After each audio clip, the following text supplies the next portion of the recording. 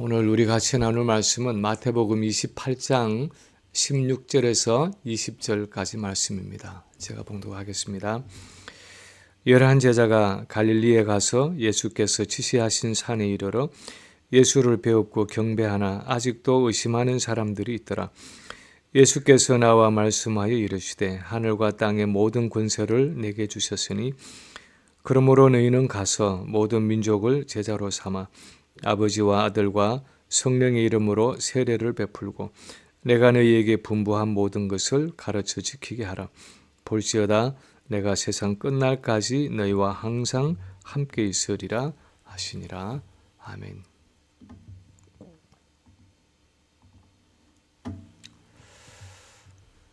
한국에서 초등학교를 다닐 때 저희 동네는 5일에 한 번씩 장이 서는 시골 동네였습니다. 지금도 그 장이 서는 장터가 눈에 선한데 장이 서면 친구들과 함께 그 장터에 가서 구경을 하는 것이 참 큰 행사였습니다. 지금도 생각나는 것은 그 장터 한 구석에 불 위에다가 쌀이나 옥수수를 튀기는 아주 커다란 기계가 있는데 한참 불 위에서 돌리다가 튀길 때 철망으로 된 자루를 대고 그 뚜껑을 열면 아이들은 두 손으로 귀를 막고 눈을 동그랗게 뜨고는 그 주변에 둘러서서 옥수수가 튀겨져 나오는 것을 구경했습니다. 그리고 또 기억나는 것은 온갖 농기구를 만드는 대장간이었습니다. 풀무불 속에 시뻘게 다른 쇠붙이를 집게로 잡고 두 사람이 번갈아 가면서 커다란 망치로 내려쳐서 낫도 만들고 호미도 만들고 괭이를 만드는 모습을 참 신기하게 지켜보았습니다. 그런데 아마도 그 장터에서 가장 신나는 행사는 그 일종의 서커스 단이라고 말해야 할 것입니다. 주로 약장사들인데 아코디언을 켜면서 노래도 하고 때로는 원숭이 같은 희귀한 동물도 데려오고 무슨 마술을 하기도 했습니다. 결국은 약을 파는 장사들인데 애들은 다 가라고 쫓아내던 기억들이 납니다. 하여간 장날이 되면 그렇게도 시끄럽고 복잡하고 신나는데 일단 장날이 지나고 나서 다음날 가보면 언제 그랬느냐는 듯이 온갖 휴지통과 쓰레기와 음식 찌꺼기만 가득하고 종이 조각들만 바닥에 굴러다니는 쓸쓸하고 외로운 장소가 바로 장터라는 곳이었습니다. 가끔씩 교회의 명절이 그런 5일장과 비슷한 것이 아닌가 하는 생각을 할 때가 있습니다. 예를 들어서 부활절을 맞으면 그 전 사순절과 고난주간 때부터 그렇게 십자가를 묵상하고 예수님의 고난과 죽음에 대한 이야기를 하다가 또 부활절을 정점으로 해서 예배와 무슨 음악회와 행사들을 하고 나면 언제 그랬느냐는 듯이 사람들은 예수님의 부활에 대해서 아주 새까맣게 잊어버리고 살아갑니다. 마치 5일장을 마치고 파장을 하고 나면 그렇게 소란하고 흥겹던 분위기가 하루아침에 다 사라지듯이 부활절을 마치고 나면 사람들은 더 이상 예수님의 부활에 대해서 별로 관심도 없고 관계도 없는 듯이 살아갈 때가 있습니다. 그런데 사실 예수님의 부활은 그런 종류의 일시적인 사건이 아니었습니다. 그냥 한 주간의 행사, 한 주간의 예배와 무슨 음악회로 끝날 수 있는 단순한 사건이 아니었습니다. 왜냐하면 예수님의 부활은 인류 역사 속에 워낙 큰 획을 그은 사건이기 때문입니다. 지난 주일에 부활의 현재적 소망이라는 제목으로 나눈 말씀처럼 한 개인의 삶 속에 영적인 영향력을 가져온 것이 부활 사건일 뿐 아니라 이 시대의 역사 속에 전에 없던 어떤 획기적인 변화를 가져온 것이 부활의 사건이었습니다. 우리가 읽은 오늘 이 본문은 예수님의 부활이 가져온 결과, 그 부활 사건이 이 시대 속에 어떤 지속적인 영향을 가져왔는지를 말씀해 주고 있습니다. 일반적으로 The Great Commission, 지상대명령이라고 부르는 이 말씀 속에서 우리는 예수님의 부활이 그 이후의 시대에 어떤 결과를 가져왔는지를 엿볼 수 있습니다. 첫 번째, 오늘 본문을 통해서 알 수 있는 것은 예수님의 부활은 그리스도의 왕권의 회복을 가져왔다는 사실입니다. 부활은 예수 그리스도의 그 왕권의 회복을 가져왔습니다. 18절에 보면 부활하신 예수님이 지시하신 대로 갈릴리에 모여있는 그 제자들에게 이렇게 말씀하십니다. 하늘과 땅의 모든 권세를 내게 주셨으니. 자기 땅에 오매 자기 백성이 영접하지 아니하셨으나 하는 그 요한복음 1장 11절의 말씀처럼 예수님은 사실 왕으로 이 땅에 오셨지만 반역한 백성들이 있는 곳에 왕으로 오셨습니다. 자기 왕을 거부하고 오히려 십자가에 못 박는 배역한 백성들 가운데 그 배역한 땅에 왕으로 오셨습니다. 그런데 왜 이 반역이 생겨나게 되었습니까? 우리가 창세기 1장의 기사에서 알고 있는 것처럼 하나님이 인간을 창조하실 때 하나님의 형상을 따라서 하나님의 모양대로 사람을 만들고 바다의 물고기와 하늘의 새와 가축과 온 땅과 기는 것을 다스리게 하자 하고 말씀을 하셨고, 사람을 남자와 여자로 지으시고 나서 복을 주시면서 말씀하시기를 생육하고 번성하여 땅에 충만하라, 땅을 정복하라, 바다의 물고기와 하늘의 새와 땅에 움직이는 모든 생물을 다스리라 하고 명령하셨습니다. 하나님은 사람을 지으실 때 하나님을 대신해서 땅과 하늘의 모든 것을 다스리는 왕으로 지으셨습니다. 피조물에 대한 하나님의 왕권을 인간에게 주셨습니다. 그런데 아담과 하와가 교만해져서 하나님과 같이 되려고 사단과 함께 공모해서 범죄함으로 잃어버린 것이 바로 이 하나님이 주신 왕권이었습니다. 온 인류가 아담과 함께 범죄함으로 죄와 사단의 종이 되면서 온 세상에 대한 인간의 왕권을 사단이 탈취해 갔고, 그래서 예수님은 사단을 이 세상 임금이라 불렀고 바울은 공중권세 잡은 자라고 불렀습니다. 사단은 아담과 하와를 속여서 원래 하나님이 아담에게 주셨던 이 세상에 대한 왕권을 탈취해 갔습니다. 우리가 빌립보서 2장에서 본 것처럼 예수님이 몸을 입고 둘째 아담으로 오셔서 십자가에 죽기까지 자기를 낮추시고 마침내 부활하심으로 다시 회복하신 것이 바로 아담이 잃어버린 이 세상에 대한 왕권이었습니다.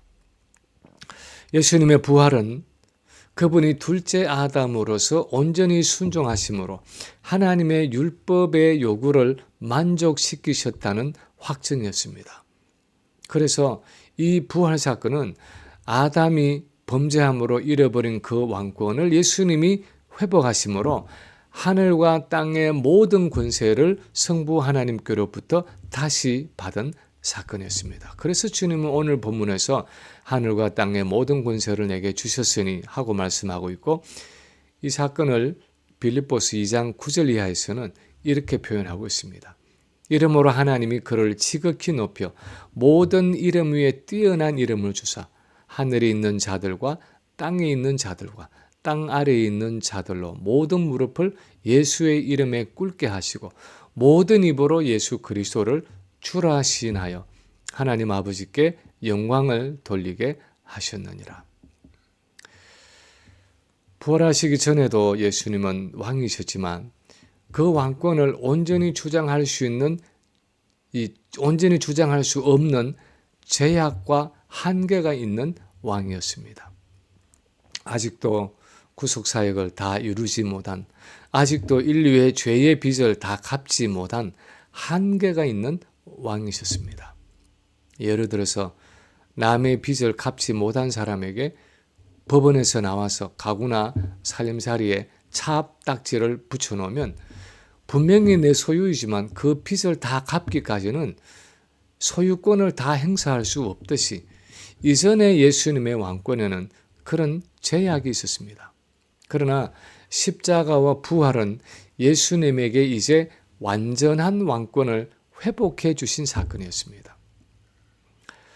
부활하신 예수님이 이제는 실제적인 왕권을 가지고 이 세상을 통치하고 계신다 하는 사실을 아는 것이 얼마나 중요한지 모릅니다. 이전에는 왕이신 그분의 옷을 벗기고 머리에 가시관을 씌우고 손에 갈대를 쥐어주고는 왕이시여 평안할지어다 하고 조롱할 수 있었을는지 모르지만 이제는 더 이상 그분의 왕권을 조롱할 수 없는 실제적인 왕권을 가지고 온 세상을 통치하신다는 것입니다. 그래서 메시아적인 시편인 시편 2편에서는 네가 철장으로 그들을 깨뜨리며 질그릇같이 부수리라 하고 예언하고 있고 그의 아들에게 입맞추라 그렇지 아니하면 진노하심으로 너희가 길에서 망하리니 그의 진노가 급하심이라 하고 말씀하고 있습니다. 이것은 우리 자신은 물론이고 온 세상의 왕 되신 그리스도의 왕권에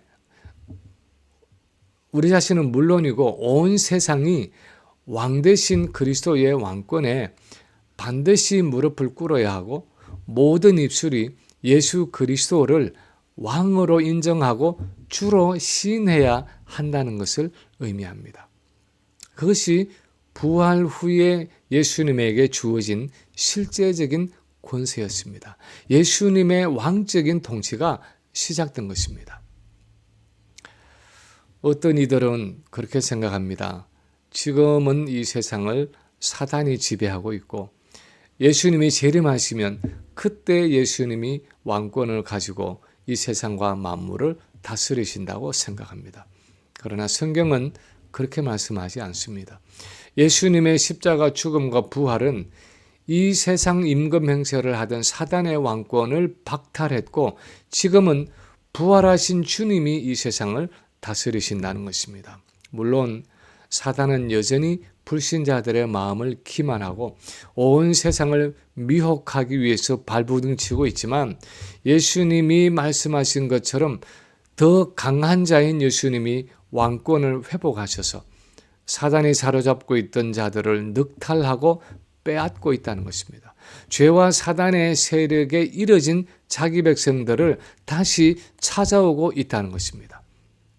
그 일이 예수님의 십자가와 부활을 통해서 이미 시작되었다는 것입니다. 그러므로 둘째로 오늘 본문이 말씀하는 것은 예수님의 부활은 그리스도의 왕권의 선포를 요구한다 하는 사실입니다.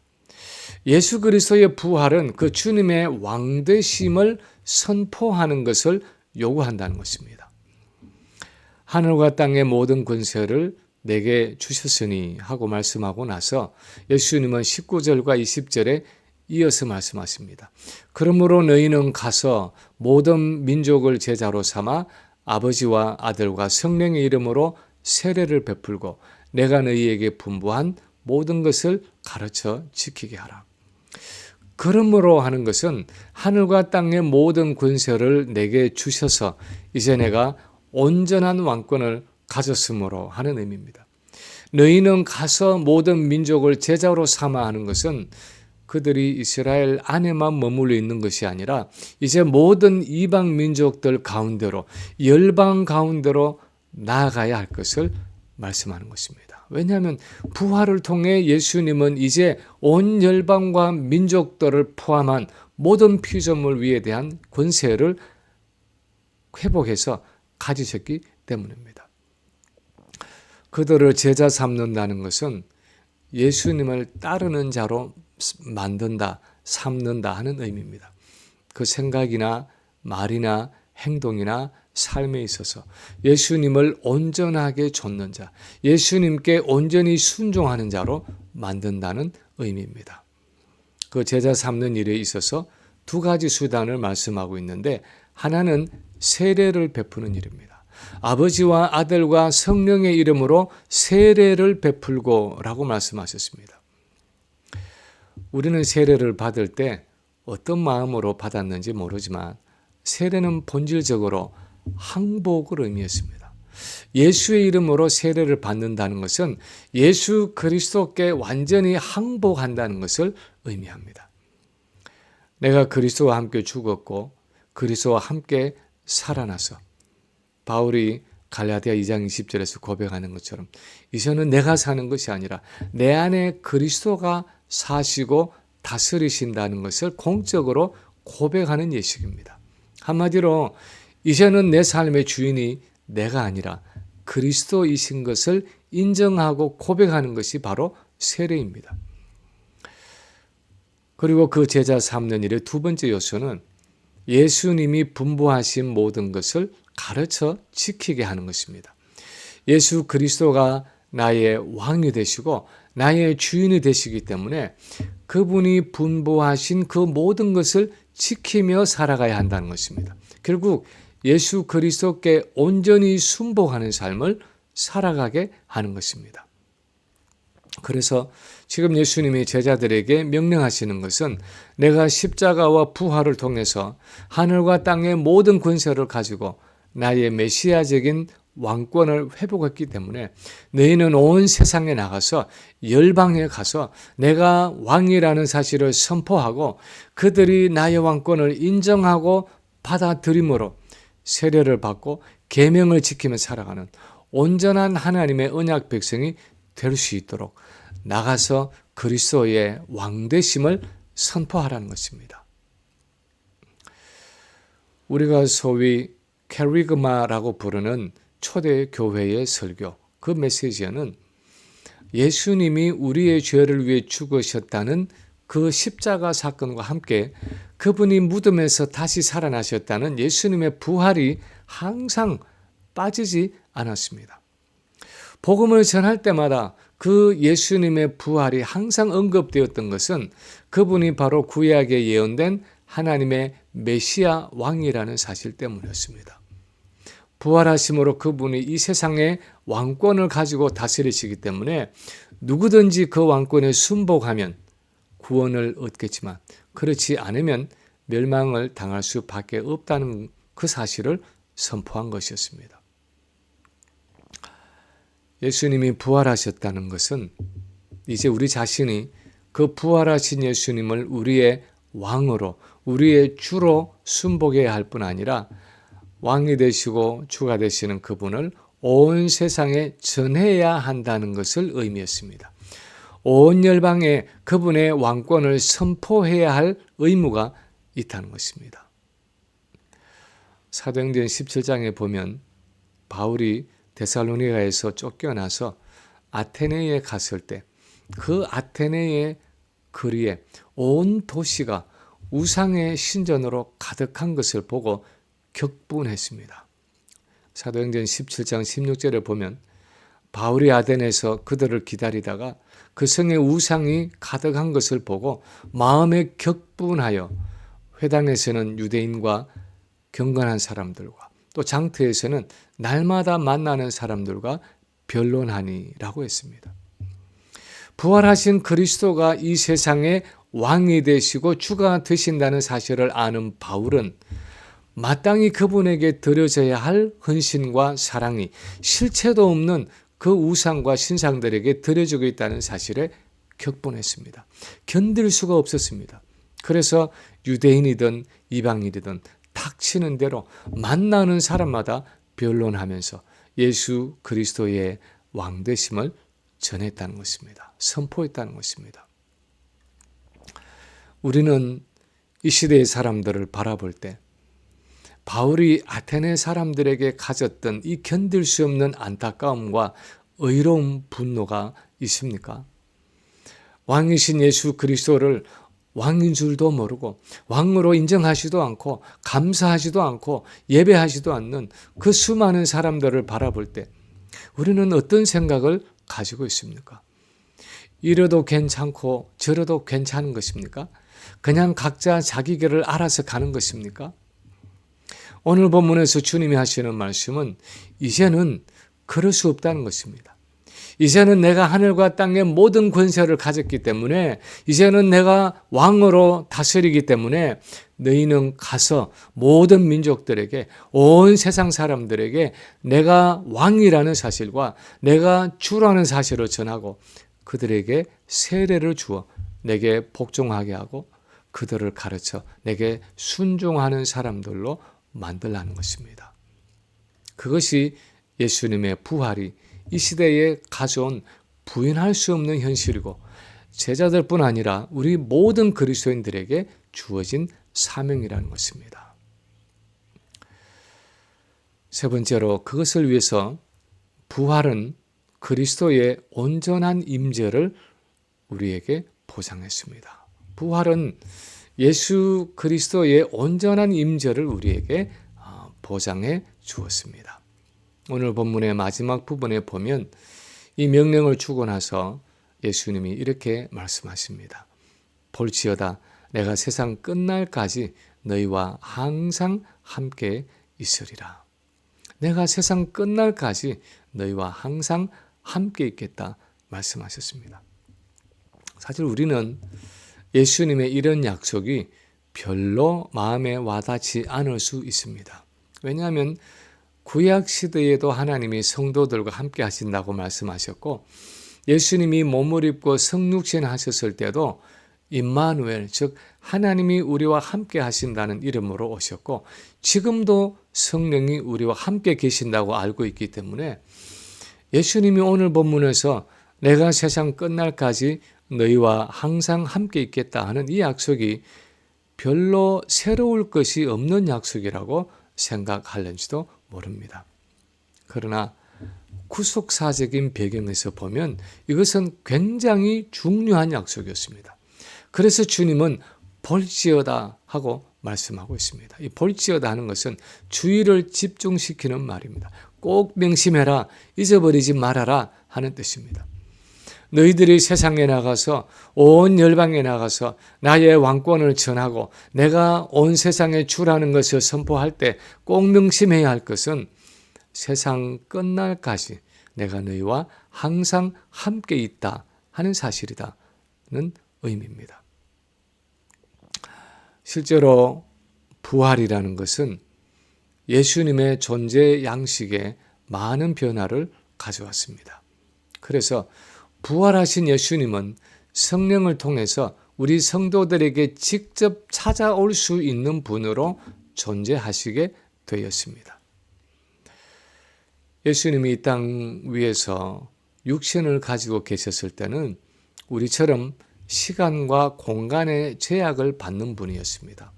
2000년 전 갈릴리의 어느 한 제한된 장소에 거하실 수밖에 없었습니다.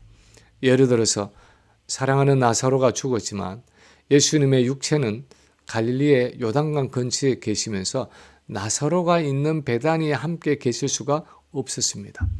나사로가 죽은 지 나흘이 되어서야 베다니에 도착하셨습니다. 그런데 예수님이 부활하셨을 때는, 그리고 그분의 성령이 오순절에 오신 후에는 예수님의 몸은 하나님 우편에 계시면서도 예수님 자신이 친히 성령을 통해서 우리에게 찾아오실 수 있었습니다. 우리와 함께 거할 수 있었습니다. 그래서 오순절의 성령을 성경의 여러 곳에서 주의 영, 예수의 영, 그리스도의 영이라고 부르고 있습니다. 그것은 예수님이 성령을 통해서 우리에게 친히 찾아오신다는 의미입니다. 그리고 그것이 가능해진 것은 바로 예수님의 부활을 통해서라는 것입니다. 예수님은 부활 후에 성령을 통해 자유롭게 우리를 찾아오셔서 일하실 수 있는 분이 되셨다는 것입니다. 시간과 공간을 초월해서 우리와 함께 계시는 것입니다. 우리가 사도행전을 유심히 읽어보면 실제로 부활하신 주님이 사도들의 복음 전거 가운데 친히 함께 하셨던 많은 기록들을 발견할 수 있습니다. 예를 들어서 바울이 3차의 전도 여행을 마치고 예루살렘에서 체포가 되어서 죽음의 위기에 직면했을 때 사도행전 23장 11절에 보면 누가는 이렇게 기록하고 있습니다. 그날 밤에 주께서 바울 곁에 서서 이르시되 담대하라. 네가 예루살렘에서 나의 일을 증언한 것과 같이 로마에서도 증언하여야 하리라 하시니라. 바울이 로마에까지 가서 복음의 증인이 될 것을 주께서 바울 곁에 서서 말씀하셨다고 기록하고 있습니다. 부활하신 주님의 영적이고 실제적인 임재를 의미하는 것입니다. 그래서 오늘날 우리에게도 예수님의 왕권을 가지고 나가서 세상에 전할 때 부활하신 예수님 자신이 친히 성령을 통해 우리와 함께 하시겠다는 것입니다.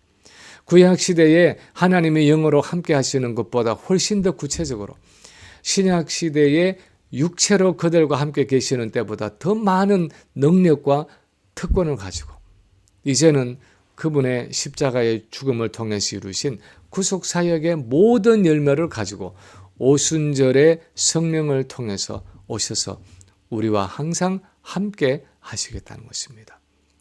비록 눈에 보이지 않지만 부활하신 그 주님이 영적으로 그러나 실제적으로 우리와 함께 하셔서 우리 사역에 필요한 왕으로서 우리가 그리스도의 왕되심을 선포하는 그 모든 사역에 필요한 것들을 친히 공급해 주시겠다는 것입니다. 그것이 예수님의 부활을 통해서 가능해졌다는 것입니다. 이제 말씀을 마칩니다. 오늘날 우리가 사는 이 시대와 예수님의 부활과는 어떤 관계가 있는 것입니까? 예수님의 부활은 그분이 지금도 이 세상을 다스리는 왕이라는 사실을 확증해 준 사건이었습니다. 그래서 이제 그분의 왕권, 그분의 주대심이 우리를 통해서 이 세상에 온 열방에 선포되어져야 한다는 것을 의미했습니다. 그리고 그것을 위해 주님은 세상 끝날까지 항상 우리와 함께 하겠다고 약속하시고 실제로 오순절의 성령을 통해서 부활하신 주님이 우리와 함께 계시고 우리 삶 가운데 친히 역사하고 계신다는 것입니다. 우리는 예수님의 부활 후 시대를 어떻게 살아가야 할 것입니까? 올 한 해 우리 교회의 표가 믿음으로 걸어가는 삶인데 믿음으로 걷는다 하는 것은 말씀에 근거해서 어떤 영적인 현실을 인정하고 바라보며 붙잡고 살아가는 것입니다. 그런데 그 중에 하나가 예수님이 왕으로 우리 자신과 이 세상을 다스리고 계신다는 사실입니다. 보이지는 않지만 부활하신 주님은 왕으로서 지금 이 세상을 다스리고 계시는 것입니다. 바라기는 우리 매일의 삶 속에서 주님 자신이 성령으로 늘 함께 계신다는 사실을 기억하고 우리의 모든 삶 속에서 예수님의 왕 되시고 주 되심을 나타내는 우리 모든 성도들의 삶이 되시기를 주님의 이름으로 간절히 축원합니다.